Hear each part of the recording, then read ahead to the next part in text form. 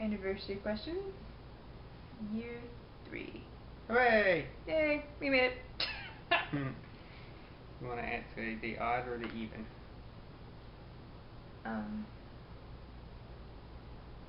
I'll just start. Because you don't have an answer, isn't it? Maybe. Okay. Alright. What is the funniest moment we experienced together? Well, there's no meatloaf incident this year. So, Yay.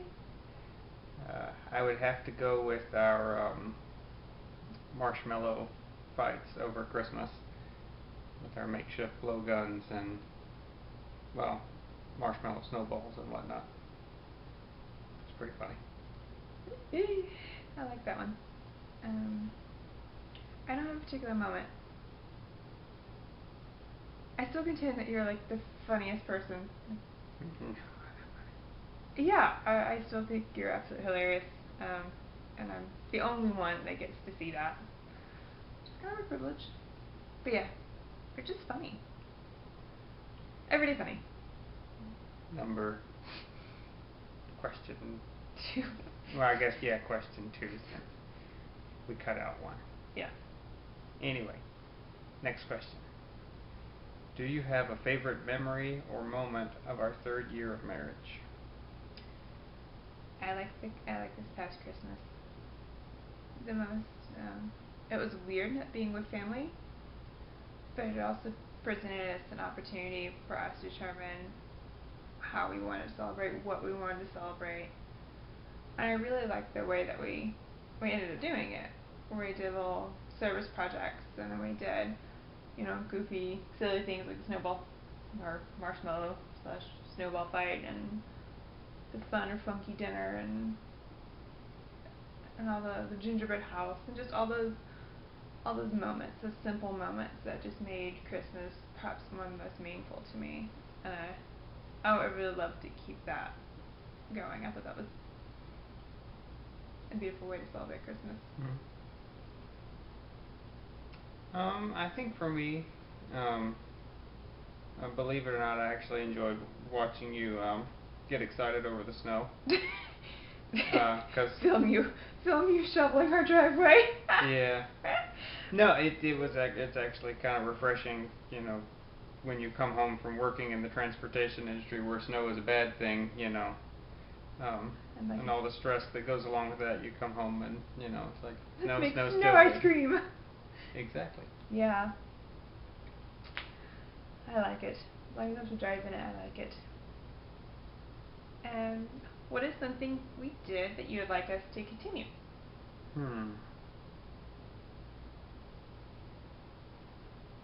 Well, we have been going on walks still, which I think is something we talked about last year. But Tried running. We did try running. I still contend I'll keep still up. Do that. Yeah. I think we seem to be stuck around Christmas and winter time, but I think our just the little things that we did at Christmas, every day or every other day, just something. It's just something a little something to celebrate each day instead of it being all about Christmas Day. Right. Yeah. Crazy like that, and I planned it that way. I really enjoyed that. I felt like we continue to try to be pretty intentional about dating. Every few weeks or something, and then we'll come up with some kind of a, like we did the chop date night, and we did the, we'll go see a movie, or we'll make bagels, or like really simple things that it just connects you or keeps you connected to each other, and that you're not caught in this everyday, day in and day out of life, that you're still saying that, there's fun to be had, and I want to, share that and make sure that we're still having fun and still enjoying each other's company. So I think that's something I really want us to be able to continue, because I feel like that's important. Next question. Is that mine? Nope, it's mine. Just kidding. What do you find most attractive about me? And has what you find attractive in me changed in any way? It just doesn't come off very. Anyway. Oh, fine. You heard the question.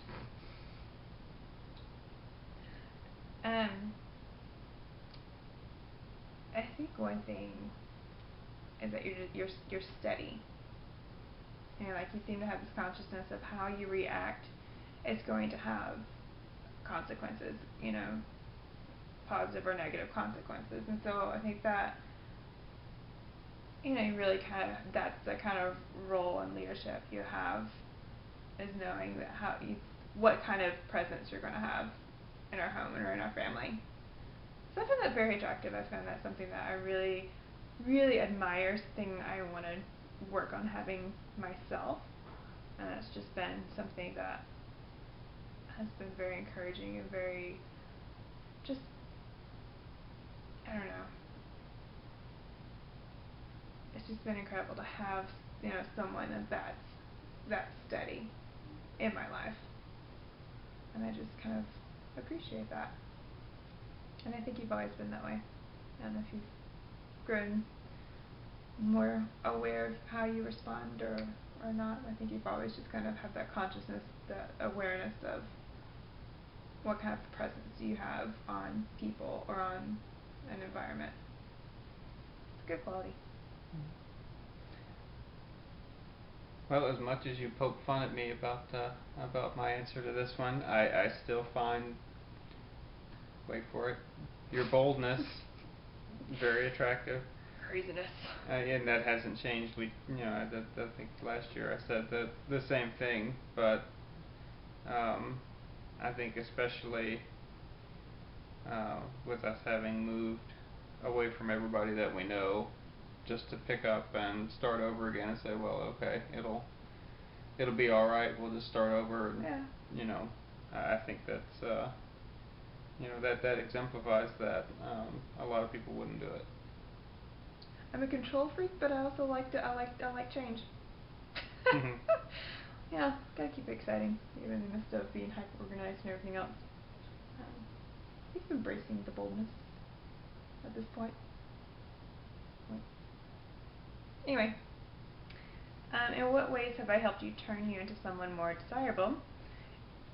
And what ways have you done the same for me? So, what ways have I helped you turn you into someone more desirable? I'm desirable? Oh, yes. Okay.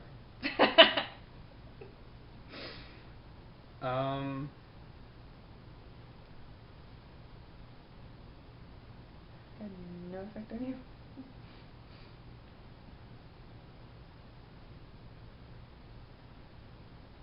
Seriously, man. What? Had no effect on you? Oh, sure you have. Come on. Just coming up with, there's so many. Yes. Sorting through them is difficult. Mm-hmm.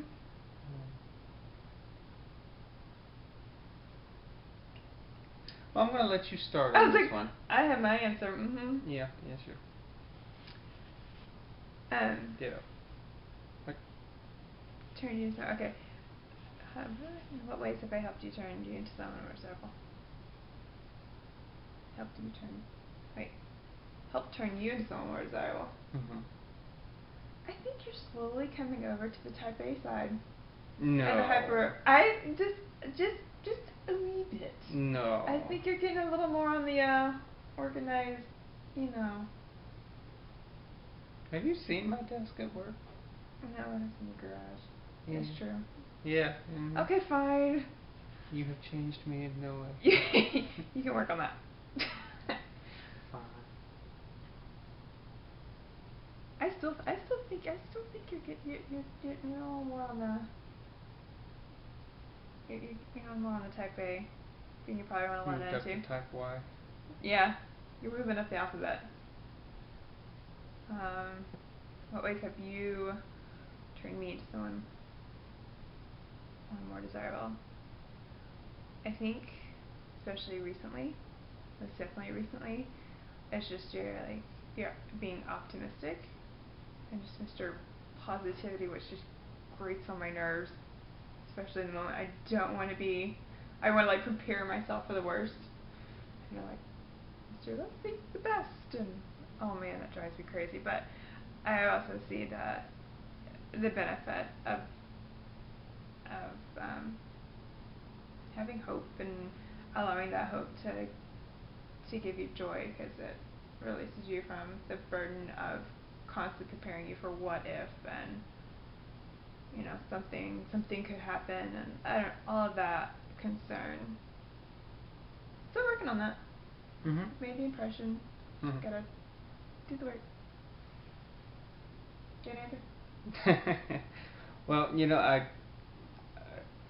I agree with some of what you say. I think, maybe not so much that I'm becoming more type A, but that I'm bringing you over into the no worries side, which makes everything seem more type A. Rose-colored glasses. Okay. We do have that effect on each other, which is kind of funny if you just stop and think.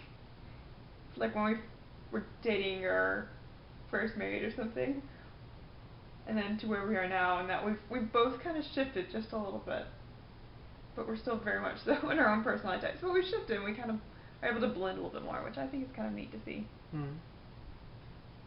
How have you seen us grow in our marriage this past year? I have a really good answer in this, and I just forgot it. Now who doesn't have answers? I had one. Let me chase it down.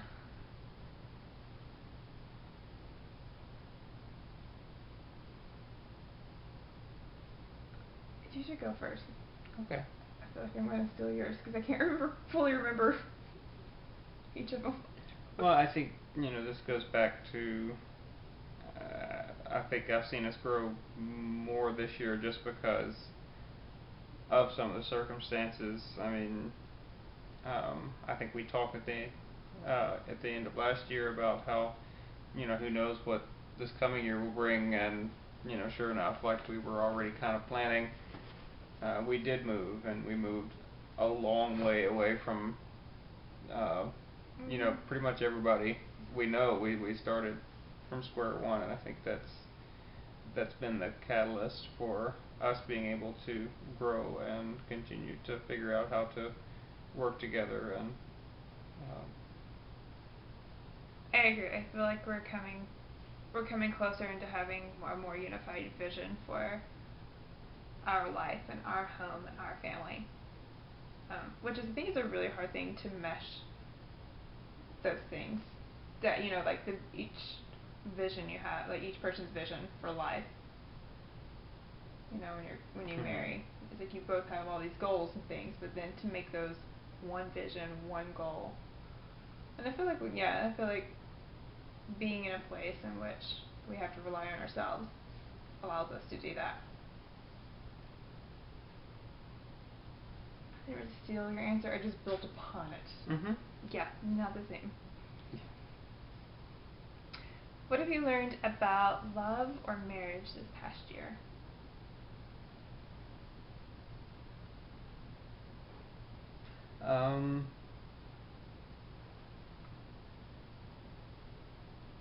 Try to think of a way to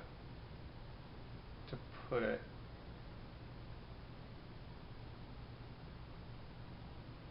I can't think of a good phrase, but just that kind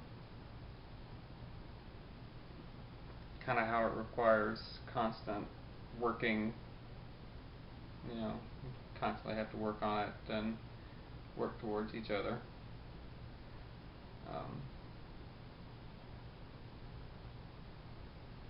Yeah, I can't think of another way to. Yeah. It requires constant, effortful investment. Yeah. I think also just, for me, just if you ever want to realize how selfish you can be, marriage is what's going to show you. Because I feel like, learning how to be so selfless. I'm not totally there, and you just, if you're stressed, then you don't need me fretting and fussing and things over the situation either. You need me to be supportive. Or, just things like just being more considerate of you on your needs, maybe more so than what I want to do at the moment. You know, and sometimes that means, you know, giving up the fight on something, determining which battles to fight and which ones are just not worth it. You know, sometimes it's just letting go of the things that I want, you know, whether it be an issue or a subject or, you know, whatever it is, and just realizing that the peace of my home and the peace of my family and my marriage is greater than whatever else it could be. Yeah, so sometimes I think that the amount of selflessness is required. I'm still working on that. It's true. Where's an area of our marriage we could work on together in the upcoming year? Looking ahead. Same answer as last year. I over communicate and you under communicate. No.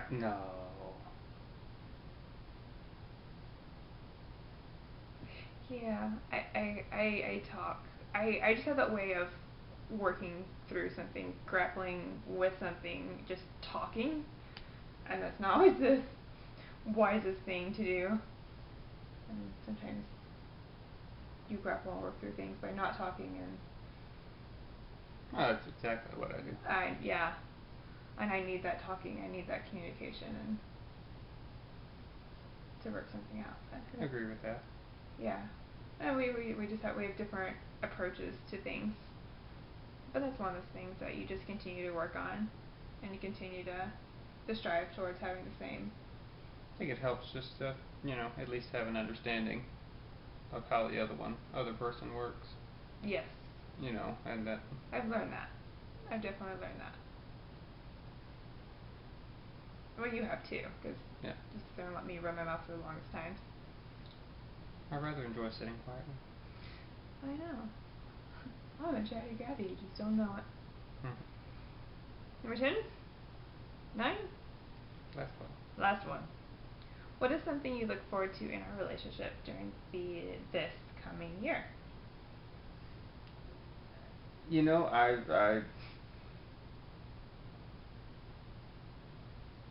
look forward to something. You never know what to expect. So I'm just looking forward to another wild year. Well, we did 3 states in the 3 years of marriage. I don't think we're going to move this year. So. But you never know. I mean, it could happen. The 4th year could have something else that's. Could happen. Monumental. Monumental? Is that the right word? I should have a monument. Dude, right here. Yeah. Another adventure, I'm sure, because life's just fun that way. The end. Ta-da. Year 3, on to year 4.